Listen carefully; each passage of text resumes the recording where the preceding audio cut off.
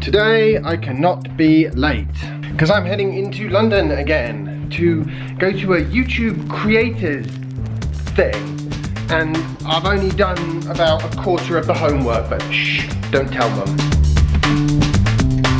You're going to the Fun Factory? That's awesome! I'm kind of going to a Fun Factory too. Sort of YouTube Fun Factory. Hope I've got what I need. I very much doubt vlogging in the middle of this thing is going to be socially acceptable. So I mean, I might get the opportunity to grab a shot or two or maybe talk to somebody afterwards, but principally I think I'm going to sort of learn and to share my experiences with growing your audience on YouTube. This time I am actually going to bring my penny board because there's a bit of distance to cover between Euston Station, which is where the train stops, and St Pancras, which is where Google is. Yep, got the penny board now. Thank you. Bye. Ciao, ciao. See you later. That's some shocking weather.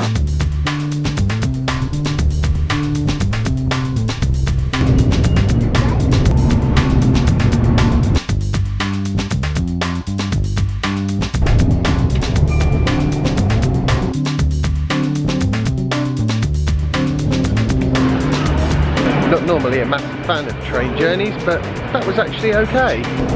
I can't believe it, but I've just checked, and the video that I copied over to my phone to upload for today is actually yesterday's video. So I've got to do it all over again when I get home. Two things I need desperately: the toilet and coffee, and some lunch. Well, that's three things. It's quite windy, but I have found coffee. And Tesla. They did the job. We're going to talk about trains, I think, today. You know, in honour of the fact that I've just been on one. The reason why I've got a penny board instead of what would ultimately be far more useful at the moment, which is my laptop, is because I thought it was going to be chucking it down, and I didn't want to have to try and keep the MacBook from drowning. Ironically, the distance between Euston and St Pancras is like virtually nothing, and I could really have done with that laptop right now. When you consider that I woke up at 4 in the morning in order to get today's blog post edited, and then because I left without actually getting it onto my phone, I don't know if it's going to go up today or not.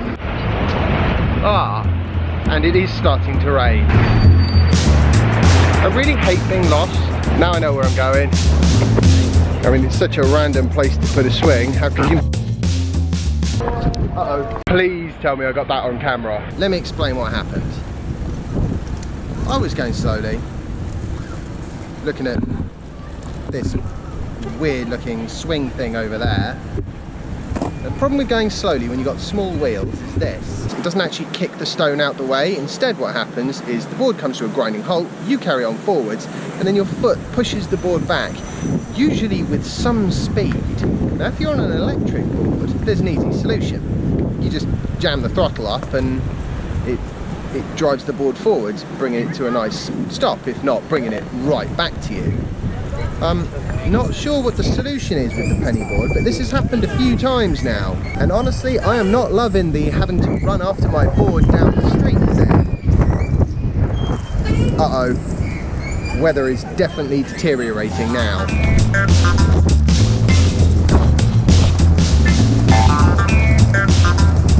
I do love it around here. Somebody spent some serious money.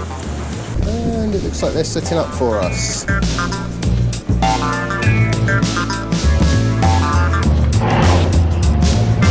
This chap, you don't mind being on YouTube, I'm assuming? Enrique Ramil. He has actually done the exam at the end of this sort of bit of quote-unquote homework that we were supposed to have done, and he's making me feel really bad. It says, please make sure you do it before you arrive, because it will be all about this. They put it in bold in the email, and they still couldn't find the time. If I trust anyone with their elevators, it's probably Google. This is what I hate about trains, right? I'm gonna have to leave this about 10 minutes before it finishes.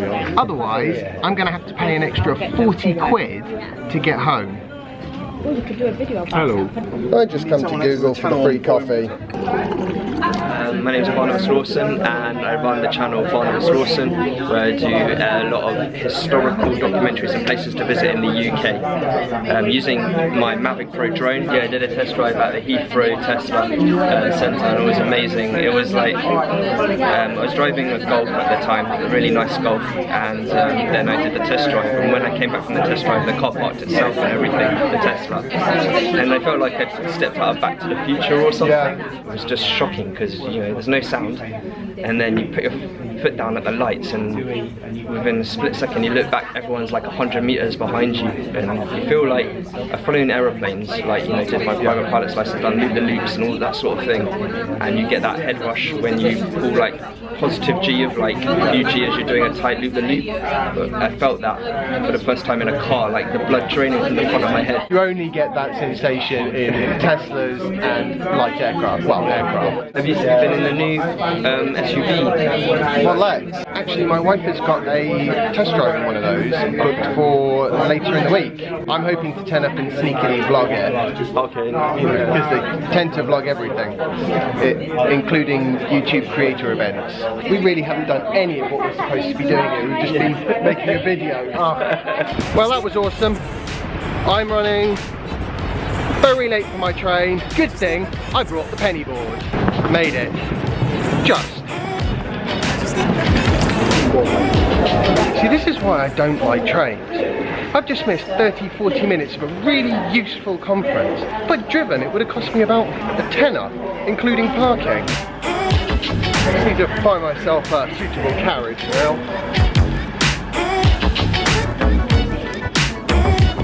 I'm now hot and bothered from having rushed around the place.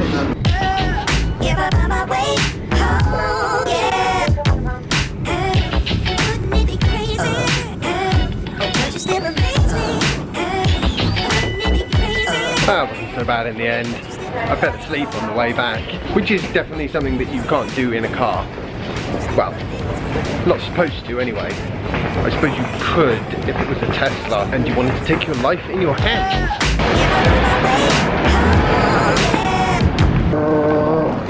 Hello!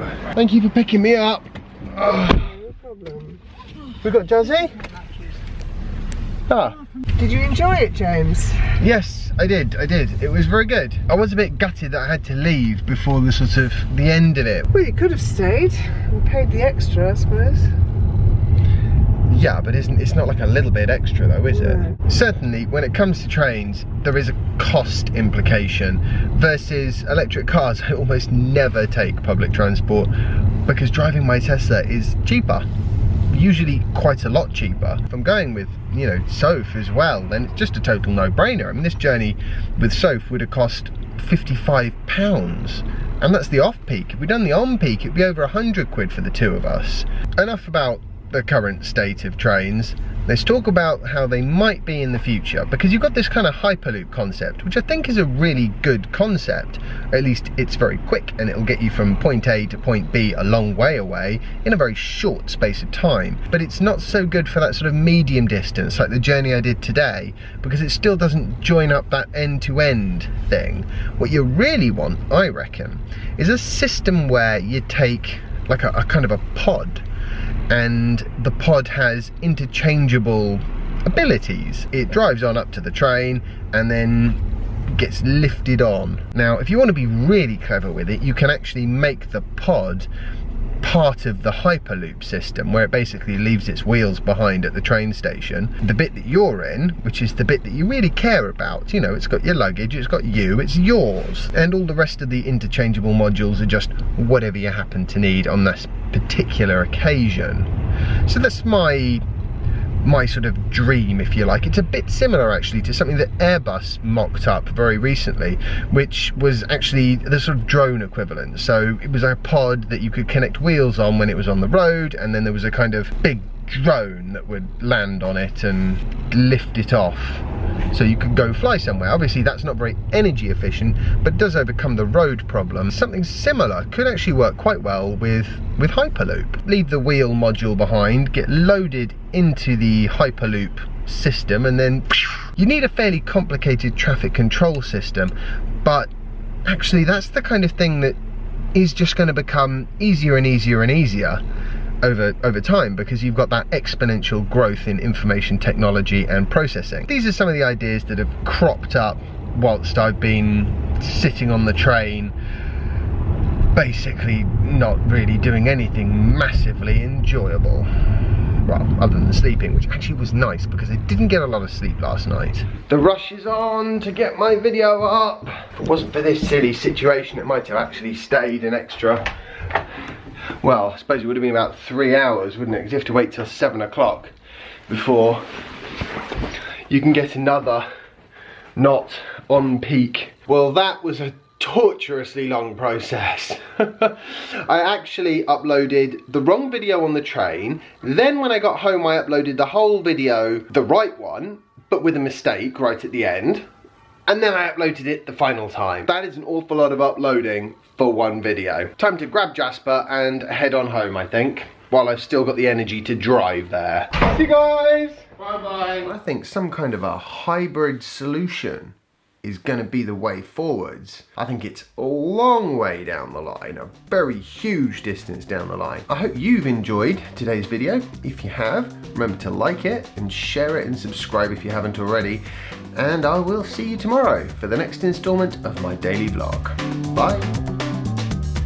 You've been very patient while I've been talking a whole bunch of nonsense about hyperloops and pods and modules and stuff. I'm used to your nonsense, James. Nice. Well, yeah, for the first few years you were quite sensible.